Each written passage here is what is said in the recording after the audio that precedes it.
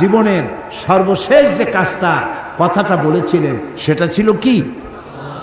নামাজ।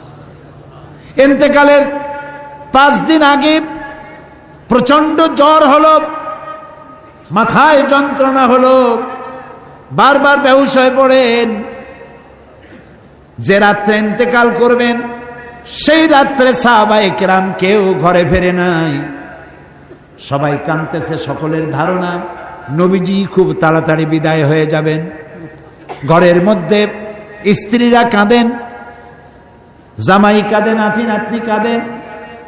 সব থেকে বেশি কাঁদছেন হযরতে মা ফাতিমা রাদিয়াল্লাহু তাআলা আনহা।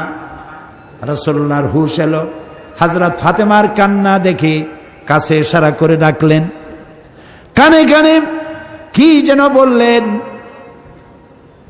হযরত ফাতেমার কান্না বন্ধ হয়ে গেল। হযরত আয়েশা ফাতেমাকে ডেকে বলেন, মা তোমার আব্বা জান কি তোমারে বলল, কান্না বন্ধ হলো তোমার? হযরত ফাতেমা বলেন, মা আমার আব্বা জান আমাকে কানে কানে বললেন, মা কাঁদিস না, তোর কান্না আমার বরদাস্ত হয় না। আমি তোমাকে সুসংবাদ শোনাই, আমি মরে যাওয়ার পর সবার আগে তোমার সাথে আমার দেখা হয়ে যাবে। হযরত ফাতেমা বুঝতে পেরেছেন এর অর্থ হলো রাসূলের ইন্তেকালের পরে আত্মীয় স্বজনের ভিতরে সর্বপ্রথম ফাতেমার ইন্তেকাল হবে। হয়েছিল তাই। রাসূলুল্লাহ বেহুশ হয়ে পড়লেন, আবার হুশ হলো, আবার বেহুশ হলেন। ফজরের পরে হযরত জিবরাইল এসে বলছেন, আসসালামু আলাইকা ইয়া রাসূলুল্লাহ, হে আল্লাহর রাসূল, আল্লাহ আপনাকে সালাম বলেছেন আর তিনি জানতে চেয়েছেন আপনি কেমন আছেন। তিনি জানেন আপনি কেমন আছেন, তারপরেও তিনি জানতে চেয়েছেন আপনার মুখে আপনি কেমন আছেন। নবীজি বললেন, আমি বড়ই কষ্টের ভিতরে আছি, অসুস্থ আছি।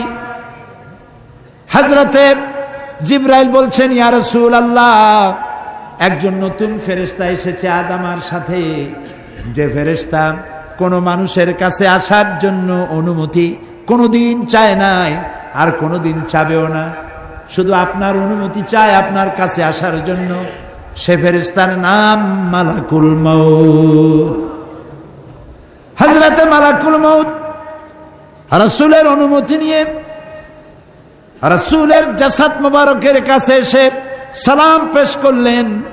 বললেন, ইয়া রাসূলুল্লাহ, আদম আলাইহিস সালাম থেকে নিয়ে শুরু করে এই পর্যন্ত আমি যত মানুষের জান কবজ করেছি আর কিয়ামত পর্যন্ত যত মানুষের জান কবজ করব, কারো কাছে অনুমতি চাই নাই, অনুমতি চাওয়াও